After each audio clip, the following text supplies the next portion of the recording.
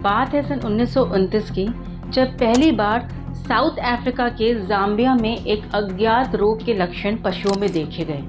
Dairy owners में दहशत से फैल गई और लोगों को दूध पीने से भी डर लगने लग गया था और गायों में एकदम से अचानक से बुखार आने लग गया और पूरे शरीर में गांठदार चेचक जैसे घाव दिखने लग गए और उसके साथ फोड़े और कीड़े भी लगने लग गए थे और शुरुआत हो गई थी एक बहुत ही खतरनाक नए इमर्जिंग डिजीज़ की, जिसका नाम था लंपी स्किन डिजीज़। वर्ष 2012 से लंपी स्किन डिजीज़ की Russia, middle east, south east, Europe और एशिया में इस डिजीज़ के लक्षण देखने मिले। वर्ष 2019 से जुलाई में पहली बार दक्षिण पूर्व एशिया के बांग्लादेश में इसका पहला मामला सामने आया और बांग्लादेश से फिर इस डिजीज़ ने पाकिस्तान में एंट्री की और पाकिस्तान से वर्ष 2019 मई में भारत के उड़ीसा राज्य के मयूरभंज में इसका पहला रिपोर्ट सामने आया। वर्तमान में लंपी स्किन डिजीज़ LSD बीमारी भारत के अनेक राज्यों में इसके मामले सामने आए हैं और लगातार आ रहे हैं। राजस्थान, हरियाणा, गुजरात, हिमाचल प्रदेश, पंजाब में लगातार मवेशियों की मृत्यु हो रही है इस बीमारी के कारण। लंपी वायरस मवेशियों को लगातार अपनी चपेट में लेता जा रहा है। राजस्थान और गुजरात समेत करीब 16 राज्यों में लंपी वायरस का असर देखा जा सकता है। देश में पिछले कुछ समय से लंपी स्किन डिजीज की वजह से सैकड़ों पशुओं की मौत हो चुकी है, जिनमें ज्यादातर गाय। पूरे प्रदेश भर में हजारों गोवंश लंपी स्किन डिजीज का शिकार होने के कारण दम तोड़ रहे हैं। आइए जानते हैं LSD वायरस कैसे और क्यों फैलती है। इस बीमारी के पीछे एक वायरस है जिसका नाम है कैप्रीपॉक्स वायरस और ये वायरस जो है भेड़ और बकरियों में पाई जाने वाली बीमारी शीप पॉक्स और गोट पॉक्स से एंटीजेनिक समानता रखता है। यह वायरस गायों और भैंसों को अधिक प्रभावित करता है, उससे यह गायों में अधिक पाई जाती है। देशी भाषा में इस बीमारी को गठिया या गांठदार रोग भी कहते हैं। एक स्टडी के अनुसार यह भी पाया गया है कि साउथ अफ्रीका में ये बीमारी अधिक वर्षा और कम टीकाकरण होने के कारण 10 साल बाद अचानक आउटब्रेक हो गया। आइए अब LSD वायरस के लक्षण की ओर जानते हैं। इस बीमारी में सबसे पहले गायों में अचानक से तेज बुखार आने लगता है 105 डिग्री फ़ारेनहाइट, लार आने लगता है और आंखों और नाक से श्रवण आने लगता है। मवेशियों का वजन घटने लग जाता है और दूध उत्पादन में से गिरावट आने लगता है। पूरे शरीर में या कुछ भाग में दर्दनाक गांठों के रूप में कुछ इस तरह से दिखाई देते हैं और अधिक प्रभावित जानवर में पूरे शरीर में गांठें होने लग जाती हैं।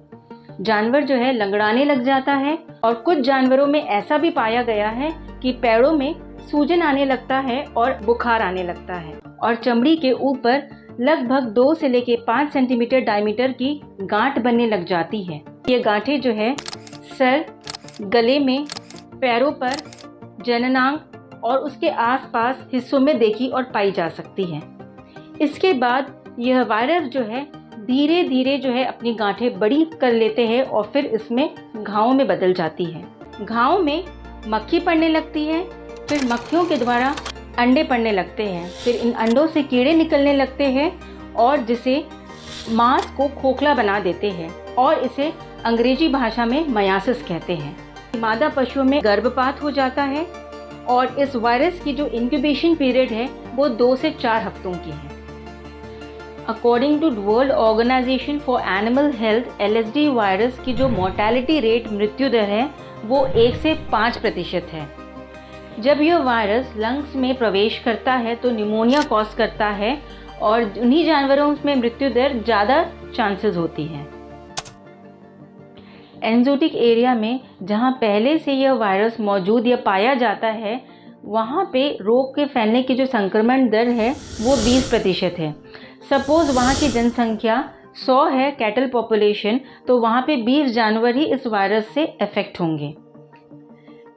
लेकिन जब यह वायरस नए जगह में अपना प्रकोप दिखाता है तो एपिजोटिक एरिया में इसका संक्रमण दर 80% होता है। मतलब कि 100 जानवर में 80 जो जानवर हैं वो प्रभावित हो जाते हैं।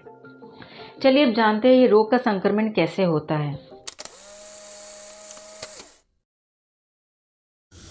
यह एक छूत की बीमारी है और ये 2 तरीकों से फैलती है। पहला, एक जानवर से दूसरे जानवर में पशुओं की दूषित लार एवं दूषित पानी एवं भोजन से फैलती है।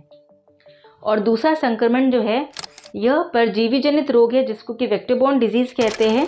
मच्छरों, मक्खियों और जू से भी फैलती है।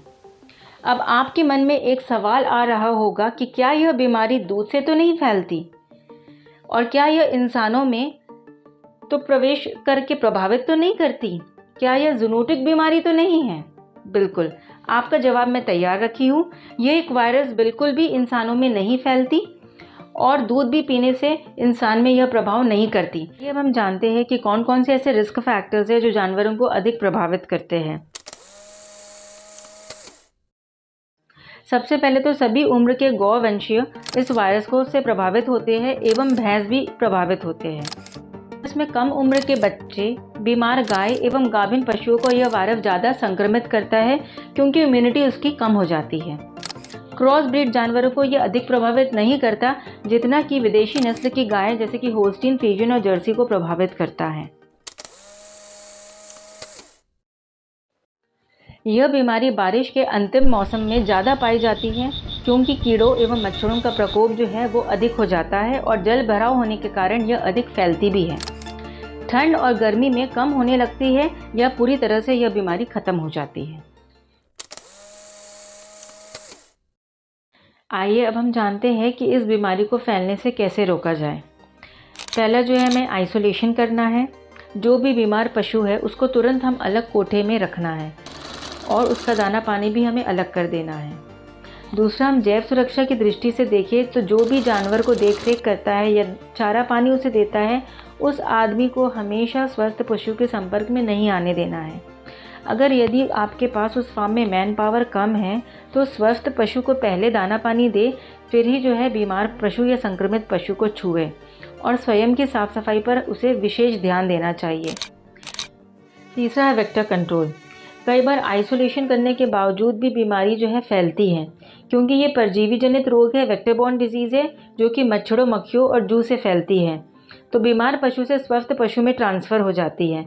तो इसलिए हमें जो जानवर का जो कोठा है वहाँ पे इंसेक्टिसाइडल स्प्रे करना है शेड के अंदर में, जैसे कि DDT और डेल्टामेथ्रिन 1 से 2% जो है हमें 2 से 3 ml जो है 1 लीटर पानी में घोल बनाकर छिड़काव करना है।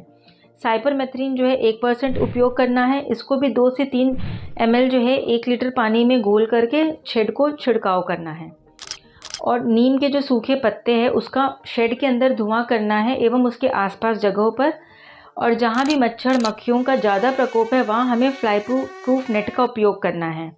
पानी शेड के अंदर बिल्कुल भी जमा नहीं होने देना है एवं नाली में निरंतर सफाई एवं मिट्टी तेल का छिड़काव या फिनाइल का छिड़काव करें।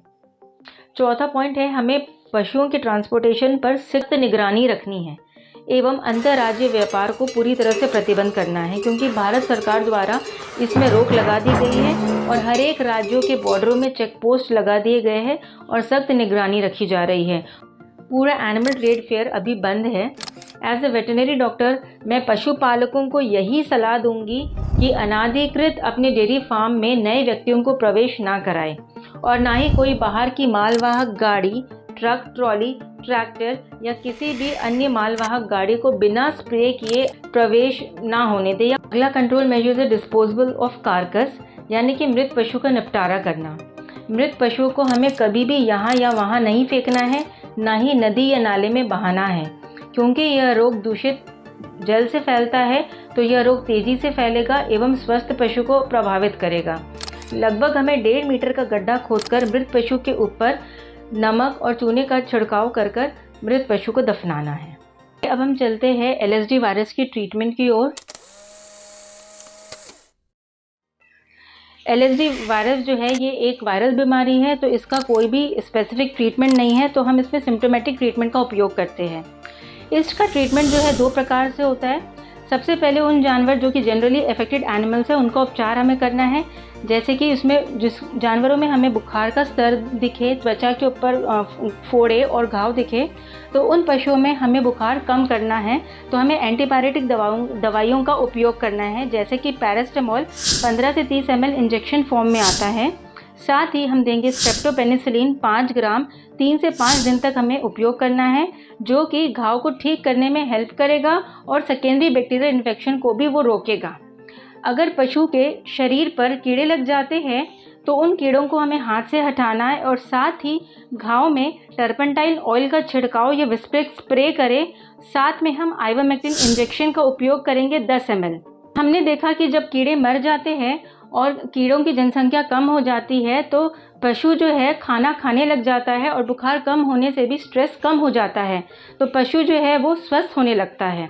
और दूसरी बात हम देखेंगे सिस्टमिक डिजीज़ की ओर, जहाँ पे वो अफेक्ट करता है लंग्स को और जो निमोनिया कॉज करता है, जो कि गंभीर रूप से पशु जो है संक्रमण ग्रसित रहते हैं।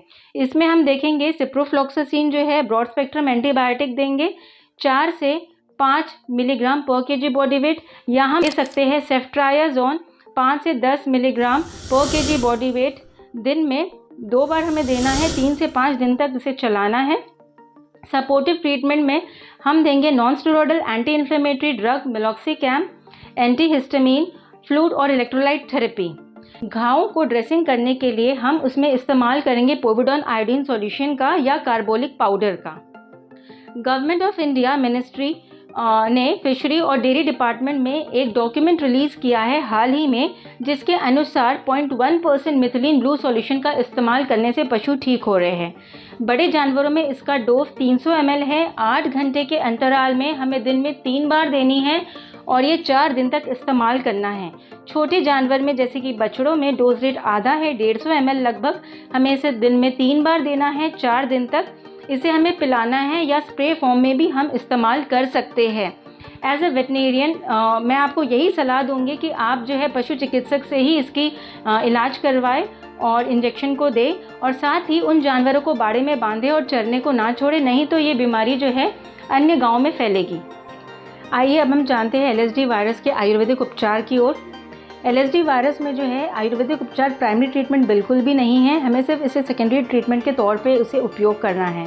हमें प्राइमरी ट्रीटमेंट में एलोपैथिक उपचार ही करना है। सबसे पहले इस उपचार में हम जानेंगे 25 ग्राम हल्दी पाउडर लेंगे, उसको 50 ग्राम काली मिर्च में मिलाएंगे और हम लेंगे 100 ग्राम गुड़ और 100 ग्राम घी। इस पूरे मिश्रण को मिलाकर एक लड्डू बनाकर हम संक्रमित पशु को दिन में 1 बार खिलाएंगे। क्योंकि हल्दी में एंटीसेप्टिक, एंटी इन्फ्लेमेटरी और इम्यूनोमॉड्यूलेटर प्रॉपर्टी होती है, तो ये पशु को और घाव को ठीक करने में मदद करेगा। दूसरा उपचार है सूखे आंवले या गिलोय की पत्तियों को पशु को खिलाएं, इससे भी जो है संक्रमण कम होगा। तीसरा जो है फिटकरी व नीम के पत्तों का लेप बनाकर संक्रमित पशु के शरीर पर लगाएं। चौथा जो है हम देखेंगे दाने अगर बहुत ज़्यादा उभर के शरीर पे आते हैं तो हम उसमें लेंगे 1 बकेट पानी और आधा केजी जो है फिटकरी एलम जो है डालकर मिक्स करके इसे हमें पशु को नहलाना है। इससे फिटकरी से क्या होगा, सेकेंडरी बैक्टीरियल इन्फेक्शन जो है कम करेगा और जो घाव से खून निकलेगा उसको रोकने में मदद मिलेगी। अगला उपचार हम इसमें उपयोग करेंगे 20 ग्राम नीम के पत्ते, 20 ग्राम हल्दी पाउडर और 20 ग्राम गिलोय के पत्ते, और इसमें हम और भी लेंगे 20 ग्राम काली मिर्च और 2 लीटर पानी में इन सब मिश्रण को उबालना है जब तक कि 2 लीटर आधा लीटर ना हो जाए, और संक्रमित पशु को दिन में 2 बार आधा लीटर सुबह शाम हमें पिलाना है और संक्रमण को कम करने में मदद करेगा। आइए अब जानते हैं इस बीमारी को रोकने के लिए सबसे कारगर उपाय जो है वो है वैक्सीनेशन, जो कि है टीकाकरण। करंटली इंडिया में गोटपॉक्स वैक्सीन का उपयोग टीकाकरण के लिए किया जा रहा है। दोनों ही वायरस LSD और गोटपॉक्स एंटीजेनिक समानता रखते हैं, इसलिए ये वैक्सीन LSD में इफेक्टिवली काम कर रही है। Union minister for agriculture and farmers welfare ने अभी हाल ही में लॉन्च किया है वैक्सीन जिसका नाम है लंपी प्रो वैक्सीन, जो कि लाइव एटेन्यूएटेड वैक्सीन है।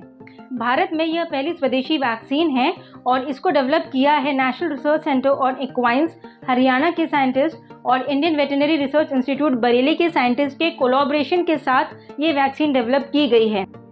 आइए अब हम जानते हैं कि वैक्सीनेशन की प्लानिंग हमें कैसे करनी है। अगर ये बीमारी कहीं भी रिपोर्ट होती है तो 10 से 12 किलोमीटर रेडियस में बीमारी को फैलने से बचने के लिए उस एरिया में सभी जानवरों को प्रिवेंटिव डोज 3 ml सबकट चमड़ी में लगाना है, जिसको कि हम रिंग वैक्सीनेशन कहते हैं। और 3 माह की उम्र से सभी जानवरों को वैक्सीन लगा सकते हैं। वैक्सीनेटेड मदर से उत्पन्न काफ में 3 से 6 माह तक इम्यूनिटी बनी रहती है। जहाँ पे LSD बीमारी का प्रकोप नहीं है, वहाँ बचाव के उपयोग में प्रिकॉशनरी डोज 1 ml सबकट का उपयोग किया जा रहा है। इस वीडियो को ज़्यादा से ज़्यादा पशुपालकों और डेयरी ओनर्स तक शेयर कीजिए ताकि वे अवेयर हो जाए इस महामारी के प्रकोप से एवं रोकथाम समय पर अपने पशुओं का कर सकें। और आप लोग हमारे इस फार्म मेड चैनल को प्लीज सब्सक्राइब और लाइक जरूर करें।